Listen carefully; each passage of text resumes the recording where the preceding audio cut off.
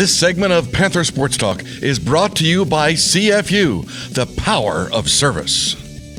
The UNI Panthers competed in the program's 8th NCAA tournament and had a very extreme high with the win against Texas, and then a tough low in the loss to Texas A&M. Coach, just a wild weekend to have those two extremes happen in just a 2-day span. Yeah, of the many things that we talked about with the guys, there isn't any way you could put more room between them, right? Yeah. It's when Paulie threw that shot in, the celebration and everything that happens over the course of the next, couple minutes to the couple days leading up to the A&M game, and still happening. That shot will forever be part of the highs of the NCAA tournament. Yeah, absolutely. And then to go all the way to the other end, that 44 seconds is also going to be part of the NCAA tournament, and it's a hard one to smile about.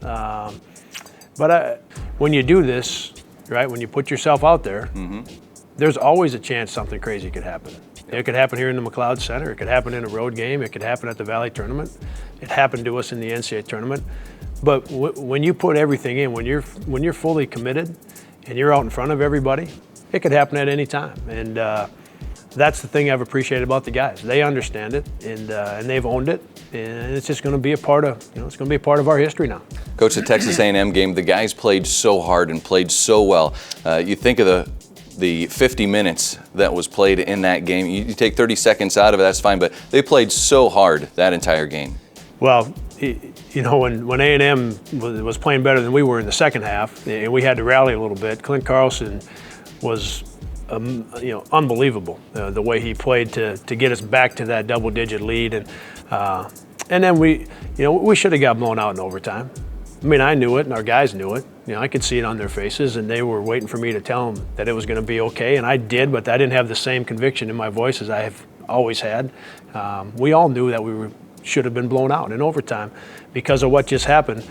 And when Wyatt makes that three, all we need is for Caruso to miss that spinning turnaround. If that rolls off the rim, we beat him in overtime. It would have been the most amazing win in the history of the tournament with what had happened at the end of regulation. So, there's no way that myself, our staff, our fans, everybody, I know how proud they are of the guys.